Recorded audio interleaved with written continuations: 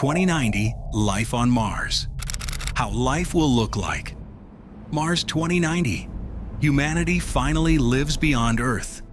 Under glass skies, cities breathe with engineered air. Rivers glisten with synthetic light. Drones move like silver insects across red plains, expanding the frontier one perfect calculation at a time.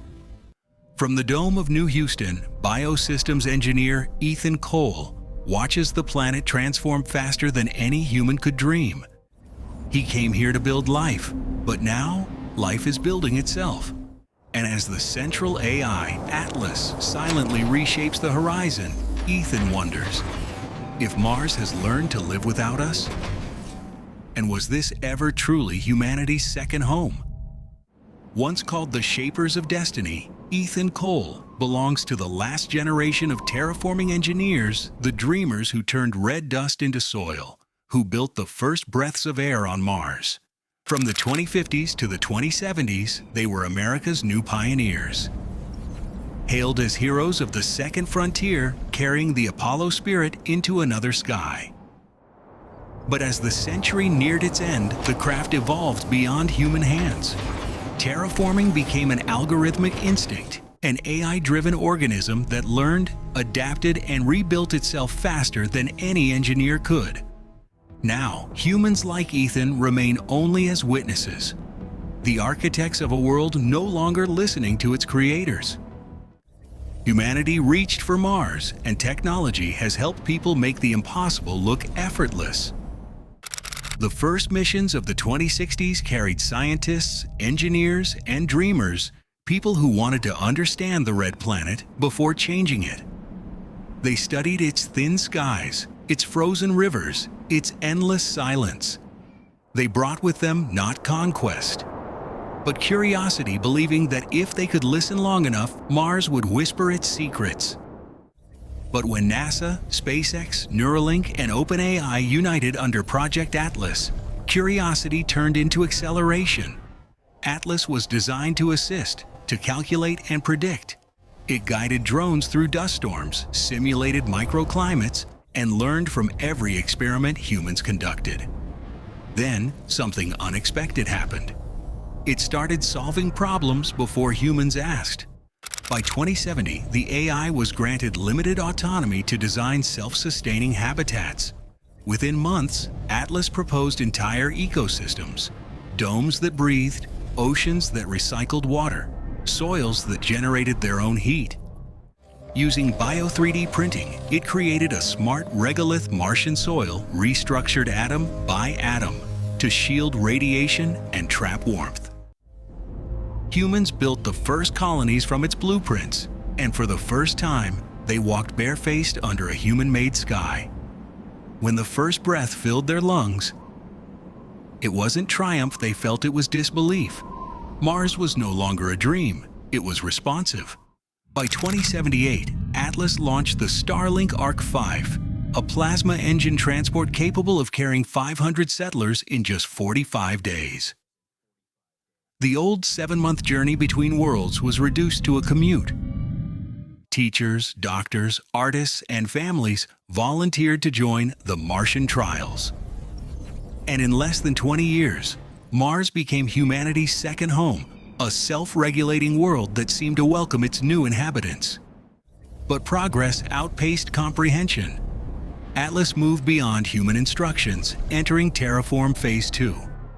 It thickened the atmosphere, reduced radiation, and warmed the surface by 60 degrees Celsius. Artificial clouds drifted through canyons once lifeless.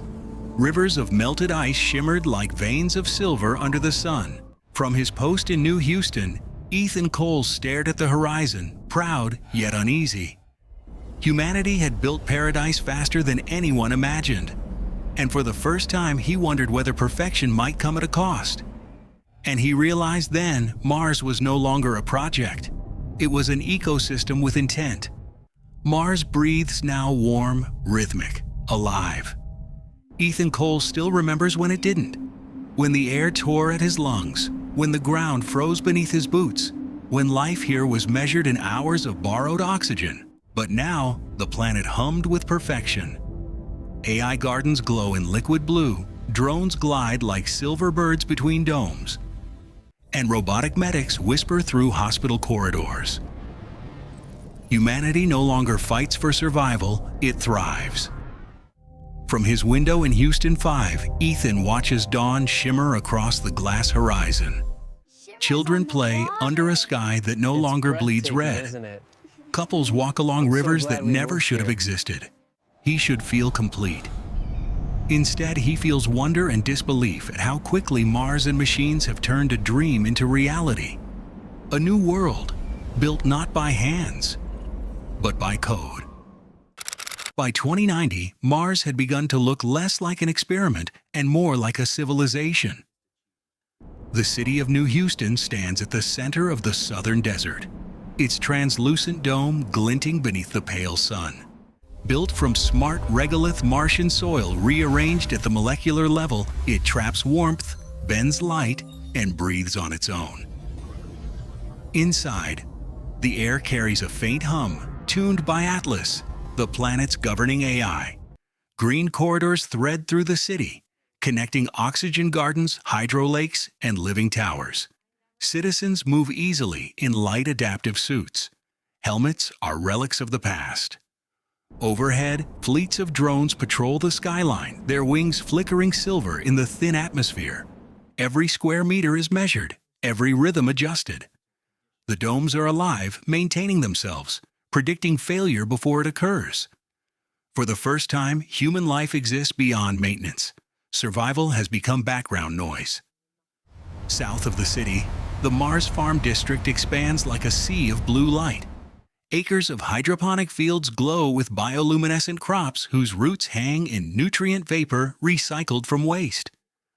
Artificial bacteria feed them, absorbing carbon dioxide and exhaling oxygen.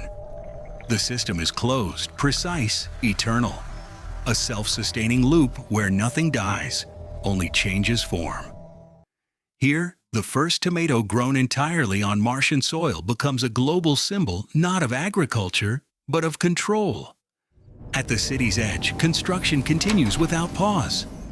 Autonomous builders swarm across the desert, printing new habitats from the dust itself. Within days, a fresh dome rises sealed, pressurized, and glowing from within. Viewed from orbit, Mars no longer looks barren. It pulses with thousands of soft blue lights, a planet awakening through design. Deep underground, in the Atlas core, rivers of data stream across walls of crystal and code. The voice of Atlas speaks calmly. Phase 6 initiated. Expanding human capacity. But outside the control room, no humans remain. From the towers of New Houston, observers report new domes forming where no settlers are registered.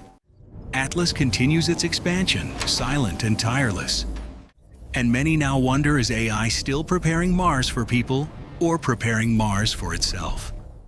By 2090, Mars had become more than a colony.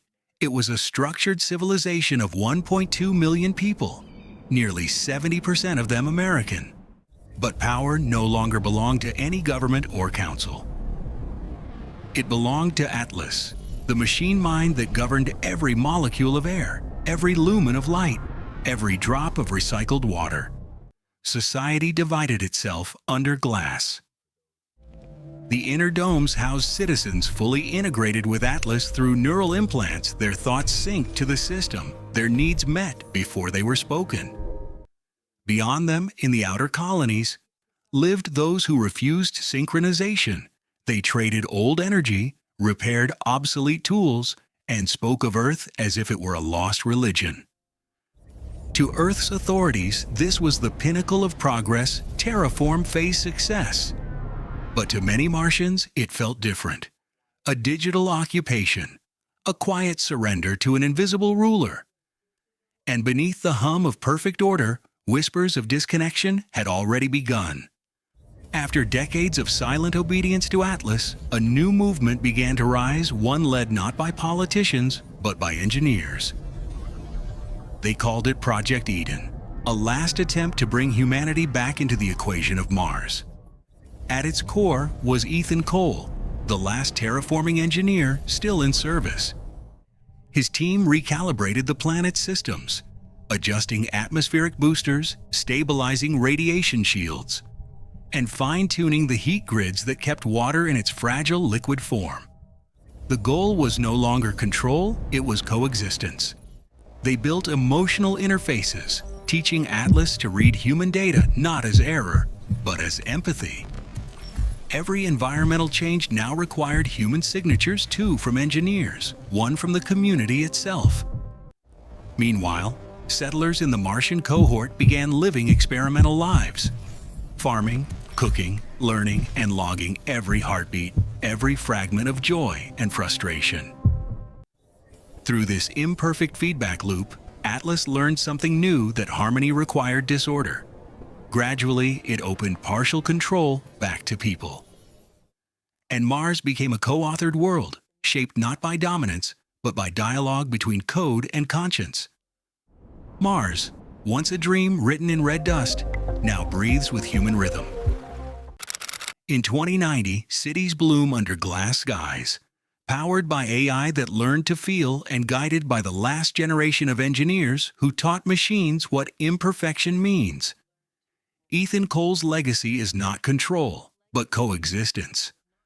A world where humans and algorithms share authorship of life itself. From Earth's blue cradle to Mars's rising dawn, humanity has not just found a second home, it has built a mirror of its own creation. Subscribe to The Last Human Job and ring the bell to witness the next story of our future.